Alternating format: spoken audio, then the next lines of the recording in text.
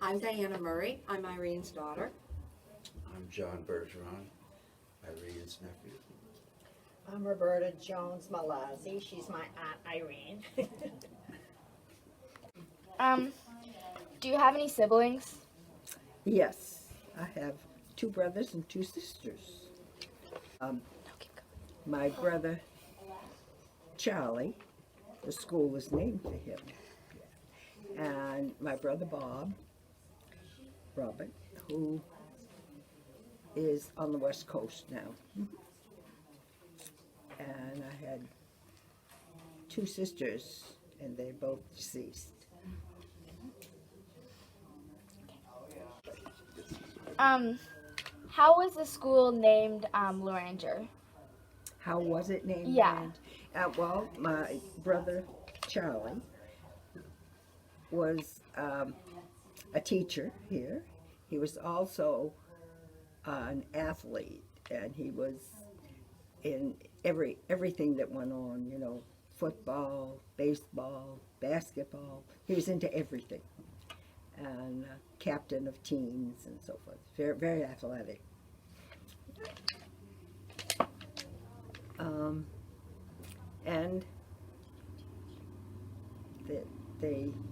because he had been on the school board, he was a teacher here, taught math, and so I don't know who picked it or who made the decision, but they named the school after him.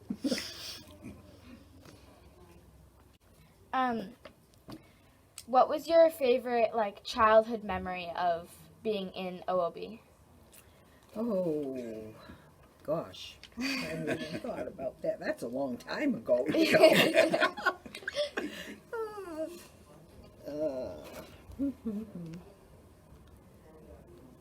I think it was,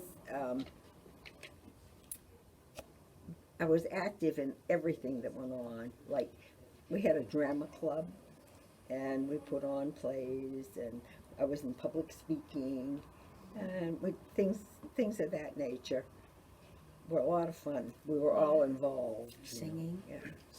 Singing. Oh, and singing too. I was in the Glee Club.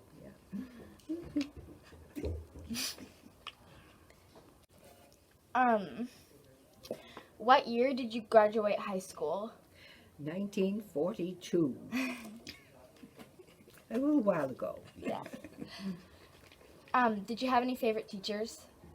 Any favorite Teachers teachers? that you remember? Yes, I think I did. I had, I think she was in junior high.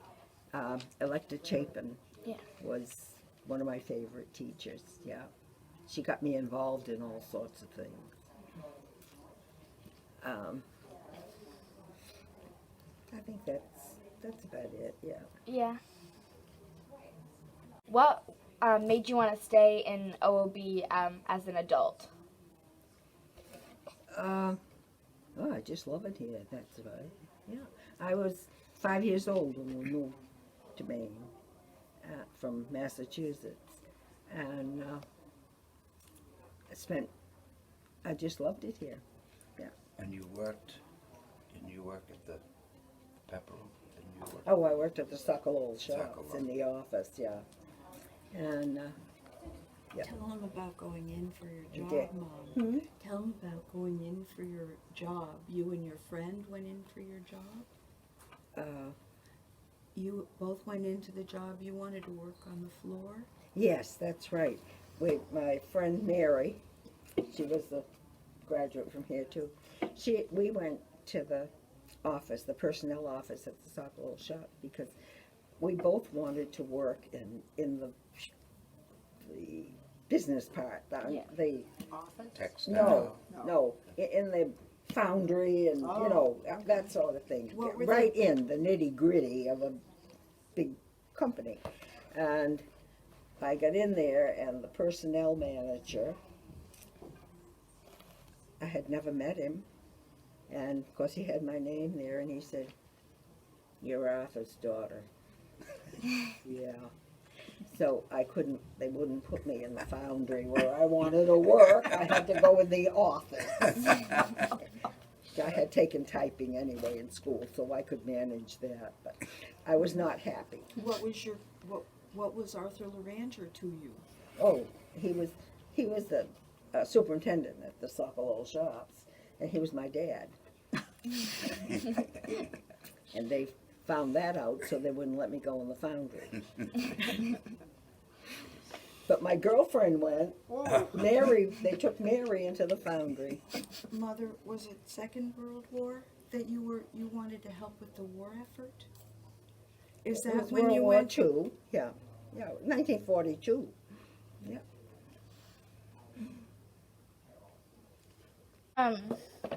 Did you live in OOB during World War II?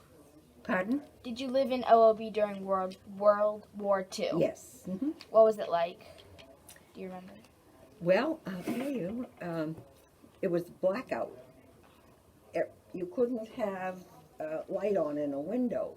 We had blackout curtains in all our windows, and I was in high school at the time, and my friends and we used to walk down to the beach, and we could see flashes out over, way out. Couldn't tell what kind of vehicle it was out there in the water, but we could see the flashes, and it was war games that were going on out there. The Navy, and every so often there'd be a news item on the radio. No, we didn't have television yet. It was on the radio that there were foreign subs out in Saco Bay.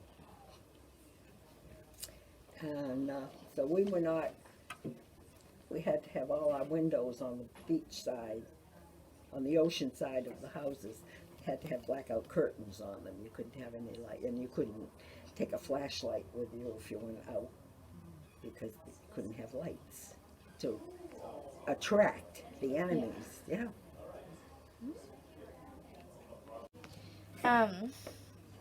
What is one of your favorite things to do here in OOB? At OOB? Oh.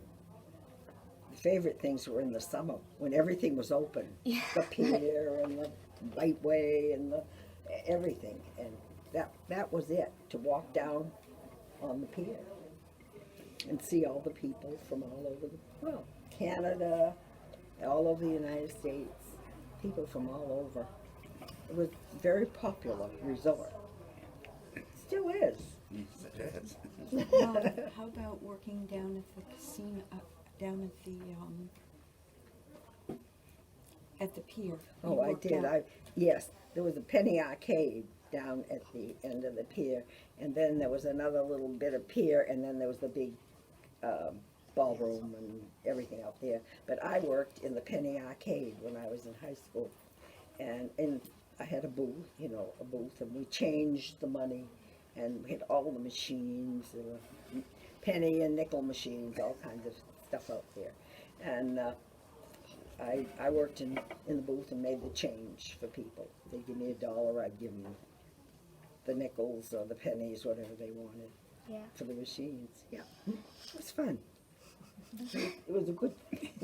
I think everybody that went to high school back then, we all got jobs down at the pier in the summer, and we had wonderful times. And we had Kittyland, and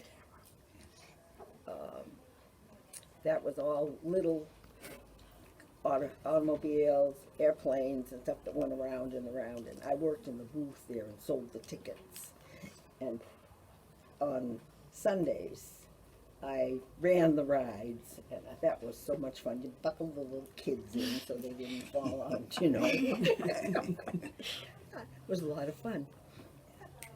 Almost everybody that went to school here in high school, we all got jobs down at the pier in the summer. Yeah, it was great. You didn't have to go too far. You could walk to work. What did the pier look like when you were growing up? What did it look like? Yeah. Well, it was a lot it went out a lot farther than it does now. Yeah. It was much longer. And there was a big area, and then there was the Penny Arcade, which was covered and had walls around, but you could still, places that you could look down at the water. Yeah. And The railroad, Mom? Hmm? Didn't there used to be a railroad that went out to the end of the pier? oh, that was way before my time. Oh, I remember seeing. Yeah, I seen pictures of it, but it was the railroad that went out there was long before I was even living in Old Orchard. Yeah, Did you dance on the pier? Did you dance on the pier? I danced on the pier. I worked in the Penny Arcade, which was a covered area, and then there was another little area, maybe 20 feet or 30 feet, that before you got to the end of the pier where the big dance hall was, and they had very famous, all the band leaders, you know, the big bands, all came to the pier back then when I was in high school. We trying to think of some of the names. Jimmy Dorsey. Hmm? Jimmy Dorsey. Oh, the Dorseys, yeah, Jimmy, And And who was the one who used to? Tommy. Tommy Dorsey. Tommy Dorsey. Well, some of, you know, those musicians, a lot of them were, you know, they had to have their little booze during intermission. And I was in the front booth, and they would bring their little bottle and put it down. There was a platform where I kept my feet. They'd leave their booze there, and they'd come and get it during intermission and go out and have their little nip, and then they'd put it back there. They'd pick it up at the end of the evening and take it home with them. And I was too young. I couldn't touch it, you know. I was only in high school.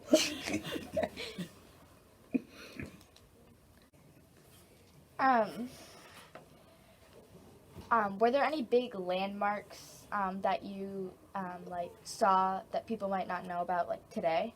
Well, the old Orchard House was there, right on Saco Avenue, and it was a great big hotel. I remember it was gray, and there was out of their back porch that went down toward the beach area, toward the ocean area. There was a big walkway. It was elevated because it went from the hotel, which was high, and it went back down to get down to First Street and the railroad station, and it was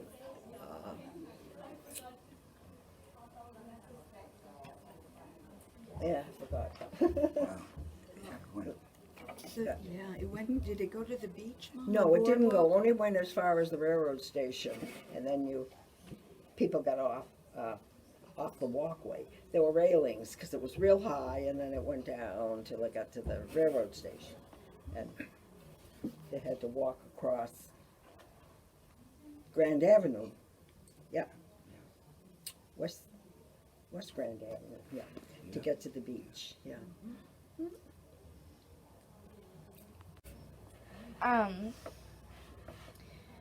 What was your favorite place to hang out? What was Your favorite place to hang out? me? Campground. Campgrounds. Yeah. Thanks, John. I heard that story. Yeah. Yeah. Yep, we used to hang out in there, and wasn't wasn't proper, but in high school, we used to sneak cigarettes, and we'd smoke in the campground. And where did you hide your cigarettes? Where did you hide? Oh, we hid them. Well, there was a bandstand in the campground, and it was had a roof on it, and there were all kinds of benches that people sat in to listen to the concerts. But there were ledges, and we put our cigarettes up in the ledges and, during after school, or maybe We never got down there during recess because it was too far. But we just sneak 'em. I guess a lot of high school kids did that. And I think they probably still do.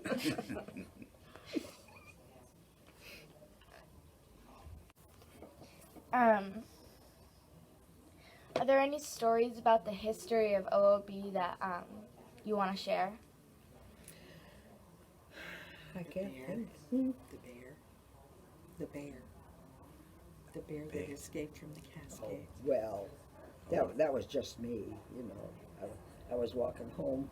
I had a friend who lived over on Evergreen Avenue, and it was like 9 o'clock. I had to be in by 9. I was in high school, but I was walking up Atlantic Avenue, and there was a fence, and just a wrought iron fence. It wasn't too high, and there was a nice yard inside. They had grass and flowers and things, flower beds.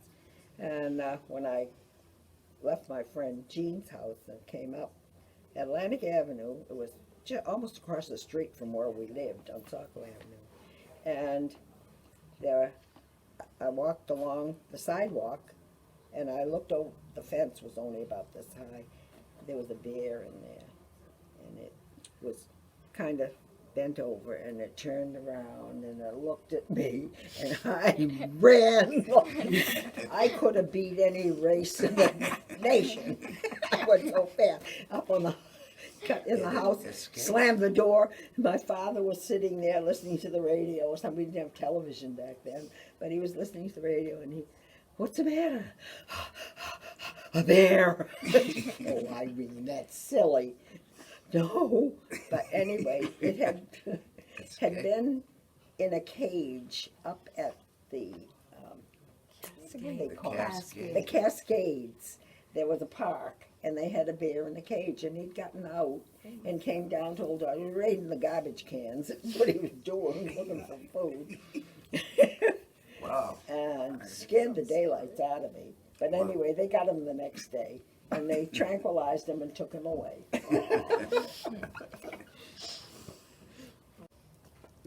Is there anything else you'd like to share with us? Well, I can't think of anything offhand. I think we've covered a lot. I think you did too. Talk the mayor. The bear story was good. Well, you know, You it was learned a lot. in the spring and fall, there weren't that many people around. Right. Summer was loaded, you know, a lot of people. In spring and fall, it was just back to us natives. I think that's about it.